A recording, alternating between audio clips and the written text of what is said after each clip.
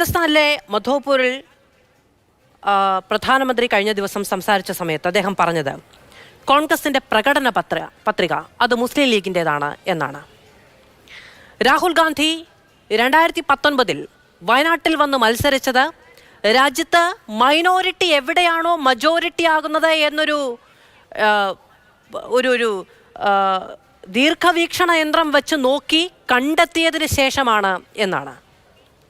അങ്ങനെ അതായത് ഈ തിരഞ്ഞെടുപ്പ് കാലത്ത് രാജസ്ഥാനിൽ നിന്ന് തുടങ്ങി എവിടെയൊക്കെ പ്രസംഗിച്ചോ അവിടെയൊക്കെ ഏറ്റവും അവസാനം അദ്ദേഹത്തിന് നേരിട്ടല്ല എങ്കിലും തെരഞ്ഞെടുപ്പ് കമ്മീഷൻ ഒരു കാരണം കാണിക്കൽ നോട്ടീസ് BJPക്ക് അയച്ചിട്ട് പോലും ഇന്നലെയും ഈ പരാമർശങ്ങൾ നടത്തുന്നുണ്ട്.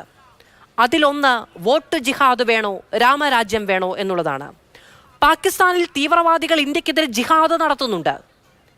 ഇവിടെ എനിക്കെതിരെ വോട്ട് ജിഹാദ് നടത്താൻ കോൺഗ്രസ് ആഹ്വാനം ചെയ്യുന്നു എന്നാണ് അദ്ദേഹം പറഞ്ഞത്. അത് നിങ്ങളുടെ സഖ്യകക്ഷി നേതാവ് മലയാളത്തിൻ്റെ വോട്ട് ജിഹാദ് എന്ന് പറയുന്ന വിവാദമായ പരാമർശത്തെ അദ്ദേഹത്തിൻ്റെ രാഷ്ട്രീയ ലക്ഷ്യത്തിനനുസരിച്ച് ആയുധമാക്കിയെടുത്തുകൊണ്ടാണ് പറയുന്നത്. മോദിക്കെതിരെ വോട്ട് ചെയ്യാൻ ഒരു മതവിഭാഗത്തോട് ആവശ്യപ്പെടുന്നു എന്ന്. എല്ലായിടത്തും മതം പറയുന്നതെല്ലാം മതം. ജാർഖണ്ഡിൽ പോയി പറഞ്ഞത് SC ST OBC സംവരണം അപ്പാടെയെടുത്ത് മുസ്ലിങ്ങൾക്ക് കൊടുക്കണമെന്നുള്ളതാണ് കോൺഗ്രസ് ചെയ്യാൻ പോകുന്നത് എന്നാണ്. ഈ മതം അത്രയും പറഞ്ഞിട്ട് സാമൂഹ്യ മാധ്യമങ്ങൾ ഇത്ര സജീവമായ കാലത്ത് പറഞ്ഞത് കേട്ടാൽ കേട്ടത് മനസ്സിലാവുന്ന ജനങ്ങളുടെ മുന്നിൽ വെച്ച് വീണ്ടും അത് തിരിച്ചു പറയുമ്പോൾ ഇതൊക്കെ അപ്പാടെ വിഴുങ്ങുന്ന ഒരു വലിയ വിഭാഗം, അങ്ങനെ അല്ലെങ്കിൽ പറഞ്ഞത് ഇങ്ങനെയാണെന്ന് പറഞ്ഞു പരത്താൻ കഴിയുന്ന ഒരു സംഘടനാ സംവിധാനം അപ്പുറത്തുണ്ട് എന്ന ആത്മവിശ്വാസം മാത്രമല്ലേ അതൊരു ഉപാധിയാവുകയുള്ളൂ. മാധു, ഞാൻ അതിനകത്തേക്ക് വരാം. ഈ ദയവ് ഇത് ഞങ്ങൾക്കൊക്കെ അല്പം സമയം കൂടുതൽ തരണമെന്ന് അഭ്യർത്ഥിക്കുകയാണ്. കാരണം വെച്ചാൽ വിഷം കുത്തിവെക്കാൻ എളുപ്പമാണ്, ആ വിഷത്തിനുള്ള മറുമരുന്ന് അല്പം സമയമെടുക്കും. അപ്പോൾ ഈ കുത്തിവെച്ച വിഷത്തിനെ കുറിച്ചെല്ലാം ജനങ്ങളോട് പറഞ്ഞു കൊടുക്കണം എന്നുണ്ടെങ്കിൽ അല്പം സമയം തരണം. ആദ്യമായിട്ട് ഈ ശ്രീ ഗോപാലകൃഷ്ണൻ ഇവിടെ സൂചിപ്പിച്ചപ്പോൾ BJPയുടെ ഏറ്റവും തനത് സ്വഭാവം പുറത്തേക്ക് വന്നു. ഒരു സ്ത്രീ ആയിട്ടുള്ള മാധു എങ്ങനെയാണ് BJPക്കാരൻ്റെ മുന്നിൽ തുള്ളുക? ചോദ്യം ചോദിച്ചാൽ നിങ്ങൾ തുള്ളണ്ട എന്നും അത്ര വലിയ ആളാവാൻ വരണ്ട എന്നുള്ള തൃശ്ശൂർ കേട്ട ഭാഷയുമെല്ലാം BJPയുടെ അടിസ്ഥാനപരമായിട്ടുള്ള ജനാധിപത്യത്തെക്കുറിച്ചുള്ള സങ്കല്പം എന്താണെന്ന് വെളിവാക്കുന്നതാണ്.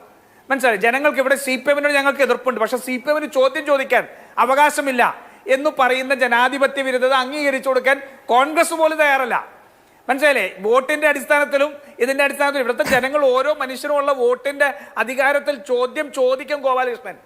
ആ ചോദ്യത്തിന് മറുപടി പറയാനുള്ള മനസ്സിന്റെ പേരാണ് ജനാധിപത്യ ബോധം.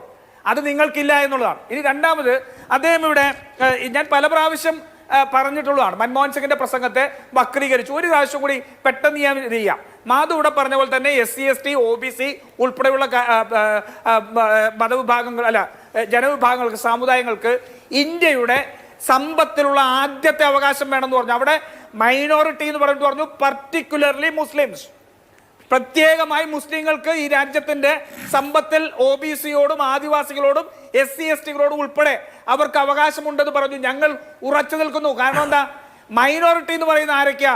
മുസ്ലിം, ക്രിസ്ത്യൻ, ബുദ്ധമതം, പാർസി, സിഖ്, ജെയിൻ, ഈ 6 മതവിഭാഗങ്ങൾ കൂടുന്നതാണ് മൈനോറിറ്റി. ഈ മൈനോറിറ്റിയിൽ ഈ 6 വിഭാഗത്തിൽ സാമുദായികമായും സാമൂഹികമായും സമ്പത്ത് കൊണ്ടും പിന്നോക്കം നിൽക്കുന്നത് മുസ്ലിം വിഭാഗമാണെന്ന് നിങ്ങളുടെ ഗവൺമെന്റിന്റെ പഠനമുണ്ട്.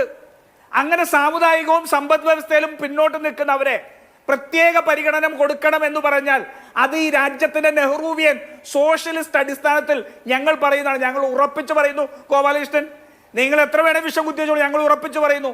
പിന്നെ അദ്ദേഹം ഹിന്ദുത്വ ദേശീയത എന്നൊരു വാക്ക് ഉപയോഗിച്ചു. എവിടെയാ ഹിന്ദുത്വ ദേശീയത ഉണ്ടായിരുന്നത്? ഇന്ത്യൻ സ്വാതന്ത്ര്യ സമരത്തിൽ ഹിന്ദുത്വത്തിന് ഒരു സ്ഥാനവും ഉണ്ടായിരുന്നില്ല. സ്വാതന്ത്ര്യപൂർവ്വ ഇന്ത്യയിൽ VD സവർക്കർ മുന്നോട്ട് വെച്ച ഹിന്ദുത്വം എന്നുള്ള രാഷ്ട്രീയ അജണ്ട RSS മുന്നോട്ട് കൊണ്ടുപോകാൻ പോയിട്ട് അത് പരാജയപ്പെടുത്തിയ ഒരു മൂവ്മെന്റിന്റെ പേര് കൂടിയാണ് ഇന്ത്യൻ സ്വാതന്ത്ര്യ സമരം. ഇന്ത്യൻ സ്വാതന്ത്ര്യ സമരത്തിൽ ഈ നാട്ടുരാജ്യങ്ങളെ മുഴുവൻ ഒരുമിപ്പിച്ച് നിർത്തിയത് അത് സാമ്രാജ്യത്വ വിരുദ്ധതയായിരുന്നു.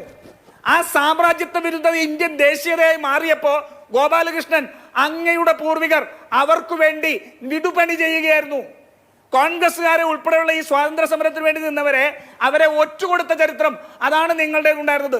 നിങ്ങളുടെ ഊർജം സാമ്രാജ്യത്തെ എതിർക്കാനല്ല, മറിച്ച് മുസ്ലിങ്ങളെയും ക്രിസ്ത്യാനികളെയും എതിർക്കാൻ വേണ്ടി ഉപയോഗിക്കൂ എന്ന് പറഞ്ഞ നേതാവിന്റെ ആശയമാണ് ഗോപാലകൃഷ്ണൻ കൊണ്ട് നടക്കുന്നത്. പിന്നെ ഈ ദേശീയതയോടൊപ്പം കൂടുന്നതാണ് പാകിസ്ഥാനും ചൈനയും.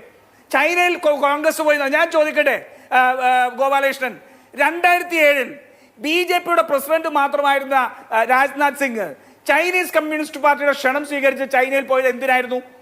അവിടെ പോയി അദ്ദേഹം പറഞ്ഞല്ലോ ഇന്ത്യയും ചൈനയുമായിട്ടുള്ള ചരിത്രപരമായ ബന്ധത്തെക്കുറിച്ച്. എന്തായിരുന്നു ഇന്ത്യയും ചൈനയായിട്ടുള്ള ചരിത്രപരമായ ബന്ധം? ഇനി 2008 അദ്ദേഹം വീണ്ടും പോയല്ലോ.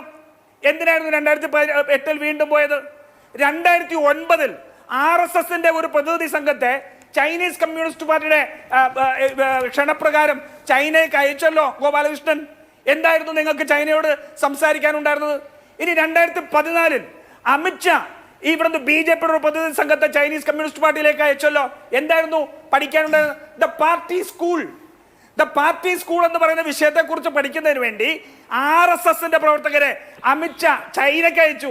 എന്നിട്ട് ഇവിടെ വന്നിരുന്ന നെടുതികളെ പ്രസംഗിക്കുകയാണല്ലേ ചൈനയും കോൺഗ്രസും തമ്മിലുള്ള ബന്ധം. ചൈനീസ് പാർട്ടി യുദ്ധത്തെ കോൺഗ്രസ് പ്രതിരോധിച്ചതാണ് ചെയ്യുന്നത്. നമുക്ക് പരാജയം സംഭവിച്ചിട്ടുണ്ടാവാം, പക്ഷെ അവിടെ നിന്ന് ഒരു അഗ്രഷൻ ഉണ്ടായപ്പോൾ അതിനെതിരെ അതിനെ പ്രതിരോധിച്ച ഭരണമുന്നണിയുടെ പേര് കോൺഗ്രസിന്റെ ആയിരുന്നു.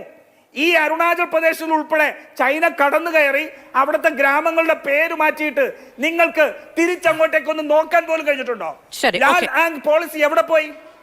അരുണാചൽ പ്രദേശിന്റെ പേര് മാറ്റിയത് ചൈനയിലെ. നിങ്ങളുടെ വിദേശകാര്യ മന്ത്രിയല്ലേ പറഞ്ഞത് ചൈന ഇന്ത്യയേക്കാൾ വലിയ സമ്പദ് വ്യവസ്ഥയാണ്, അവരോട് മത്സരിക്കാൻ കഴിയില്ല എന്ന് പറഞ്ഞത്? ഇന്ത്യയുടെ